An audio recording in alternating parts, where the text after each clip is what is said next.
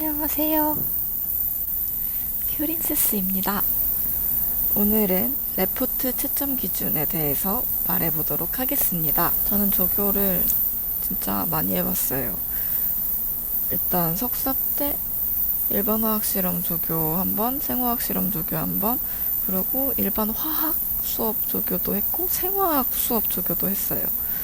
그렇게 4번 하고 박사 왔더니 또 조교하라 그래가지고 석사 때 학교는 박사한테는 조교를 안 시켰는데 여기 왔더니 3년인가 조교 의무 있다고. 생화학 실험 조교 또 2번 하고 일반화학 수업 조교 모르겠네, 한 2-3번 했나? 하고 교수님 그냥 생화학 수업 조교도 했던 것 같아요. 그리고 여기 와서도 일반화학 실험 조교 1번 했습니다. 그래서 이제 레포트 채점을 여러 번 해봤는데 이게 사실 근데 학교마다 조금 다를 수는 있는데 기본적인 가이드라인이 나오기는 합니다. 근데 그래도 조교의 자율이 꽤 많은 편이고요.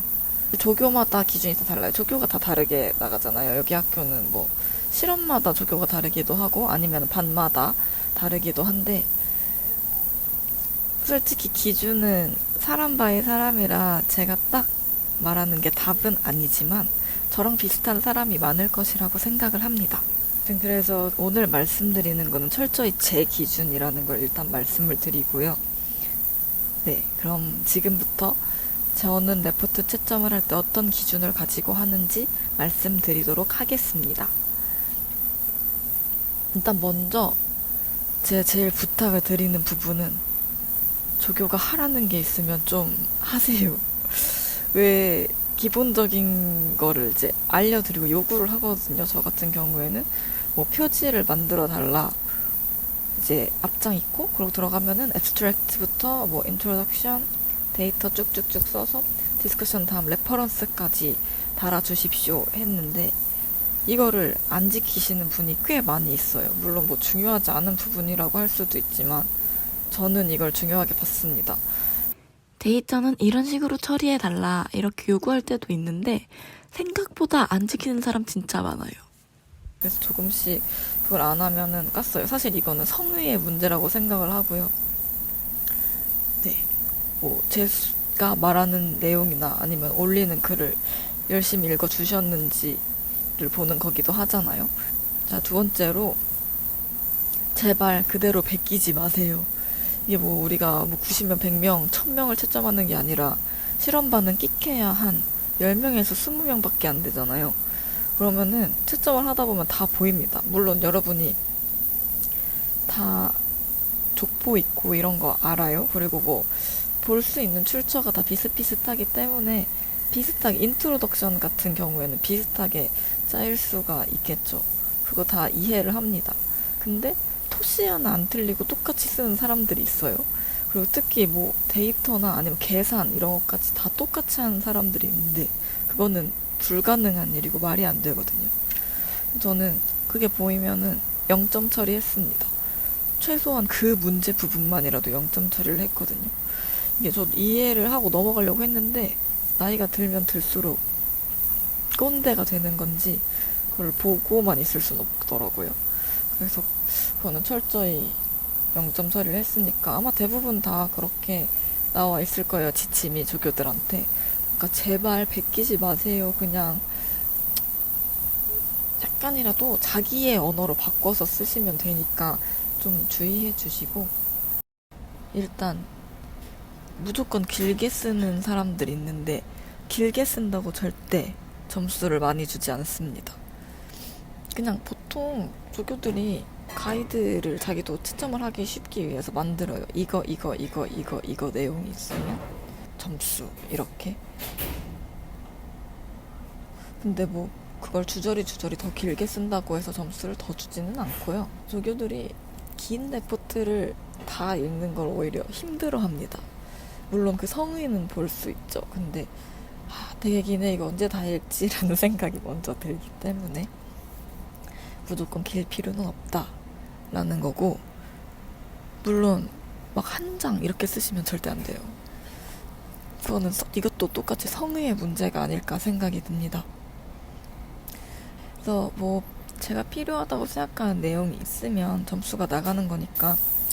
그리고 이거는 조교마다 엄청나게 다를 거고 사실 이렇지 않은 조교가 더 많을 거라고 생각을 하는데, 데이터에 되게 집착을 하시는 실험을 막 그래서 데이터 이상하다고 여러 번 다시 하고 이러는 학생들이 많은데, 저는 개인적으로 데이터에 점수를 주지 않겠다라고 얘기를 하는데 그럼에도 불구하고 다들 오래 하시더라고요.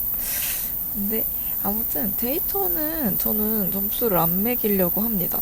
왜냐면 사실 대학원생들도 실험 실수 엄청 많이 하고요. 잘못 나오기도 해요.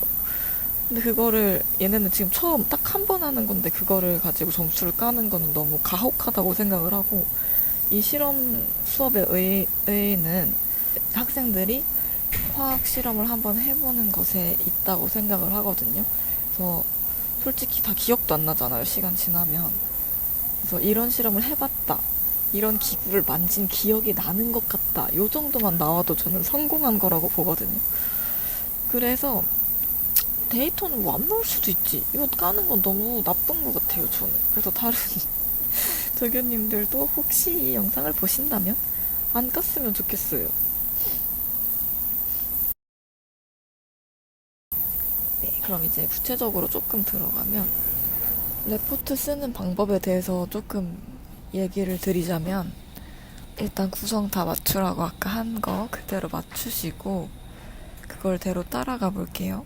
그래서 앱스트랙을 쓰는 학교가 많은지 모르겠는데, 앱스트랙 같은 경우에는 저는 기준을 이렇게 잡거든요. 이제 앱스트랙이라는 게 논문을 보시는 분들은 알겠지만 논문 전체의 내용을 정말 간략하게 요약을 하는 거거든요.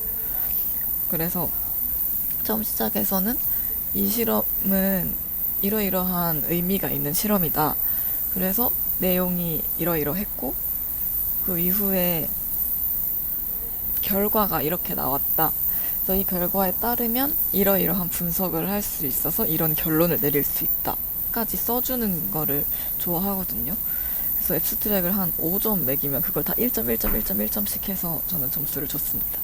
그리고 인트로덕션은 학교나 과목마다 어떻게 다른지는 모르겠는데, 저희 같은 경우에는 이번 실험에서 필요했던 개념들을 쓰시면 되거든요.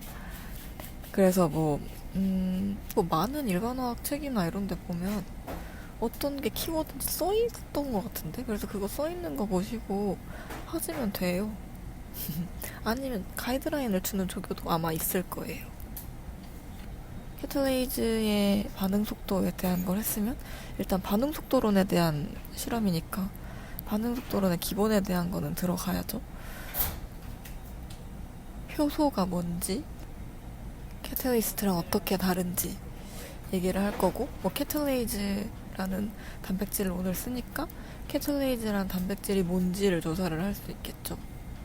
미카엘리스 멘텐 식이나 그런 게 들어가야 되고, KMVmax 이런 거는 당연히 무슨 의미를 짓는지 이런 걸 알아야 될 거고, 그래프 상에서 그래프도 하나 놓고 뭐 어떻게 생긴다라는 거고, 뭐 라인 오브 워크플로까지 그려서 그거는 어떤 식인지, 이건 어떻게 변환이 돼서 되는 건지 이런 걸 쓸 수 있겠죠?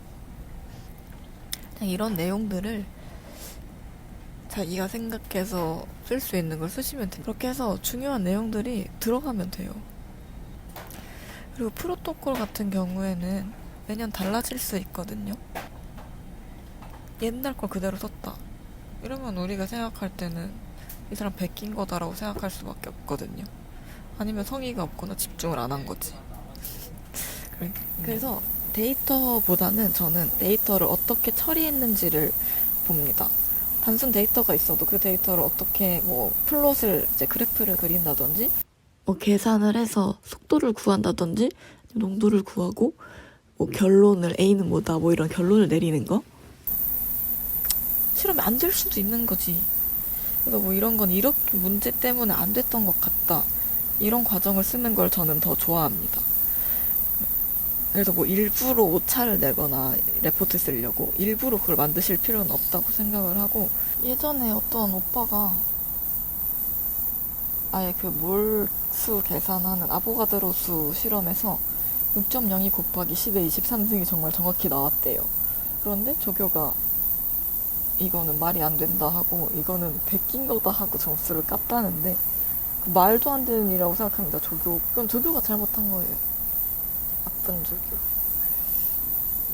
틀렸을 때 그렇게 분석을 한 사람들에게는 다 점수가 더 나가니까 그런 거는 걱정 안 하셨으면 좋겠어요. 물론 조교에 따라 다르지만. 데이터를 저는 이제 뭐 그래프 나타내거나 했을 때 좀 중요하게 보는 게 하나 있는데 축 이름 쓰는 거. 이거는 축을 안 쓰면 전혀 의미가 없는 그래프가 됩니다. 그러니까 축 쓰고 단위를 쓰는 거 굉장히 중요하고요. 그리고 그림을 붙였으면 이거는 점수를 뭐 안 매길 때도 많은데 그림 1, 뭐 테이블 1 해서 거기에 이름 다는 거 있잖아요. 근데 그게 모든 논문이나 모든 책에 다 그렇게 돼 있으니까 그렇게 하는 거를 원칙으로 저는 생각을 하고 있습니다. 이제 뭐 계산값이나 그런 것들을 데이터 앤 리저트에서 보통 쓰실 거예요. 그걸 통해서 나온 결론이라는 게 또 있을 거잖아요. B의 반응 속도는 이것이다 라든지 이 불꽃 반응을 봤을 때 이 금속은 뭐 나트륨으로 수정된다 이런 식의 내용을 쓸 수 있겠죠. 디스커션으로 가면은 저 같은 경우에는 풀스토리를 씁니다. 시작은 이번 실험은 뭐 이러이러한 실험이었는데 이 결과가 나올 수 있는 실험의 원리에 대해서 쓰는 거를 저는 좀 좋아해요. 그래서 이 실험은 이런 원리를 기반으로 이렇게 이루어졌고 그걸 통해서 이것과 이것이 반응해서 이런 결과가 나왔는데 이 결과는 뭐를 의미한다. 이런 식으로 쓰시면 돼요. 이렇게 쓰시면 되고 사실 기본만 해도 레포트는 엄청 점수 많이 나가거든요. 그리고 뭐 사실 보통 1학점 막 이러잖아요. 일반화학 실험 이런 거는 너무 막 집착하지 마세요. 어차피 실험이 힘들잖아요. 실험도 해야 되고 레포트도 써야 되고. 근데 좋은 기억으로 남았으면 좋겠습니다. 그냥 조교의 입장에서는 너무 무성의한 걸 보면 좀 섭섭합니다. 그러니까 조금 성의만 보여주셨으면 좋겠어요. 그리고 실험은 사실 안전이 제일 중요해요. 뭐 1학점짜리 잘 받으려다가 어떤 사람은 각막이 탔대요. 그런 사람도 있고 막 손가락 부러지는 사람도 있고 그러니까 조심해주는 게 제일 중요합니다. 그래서 오늘은 제가 레포트 채점을 어떻게 하는지에 대해서 말씀드렸습니다. 참고해서 뭐 레포트 잘 쓰셨으면 좋겠고 재미있게 이런 실험 해봤다라고 생각했으면 좋겠어요.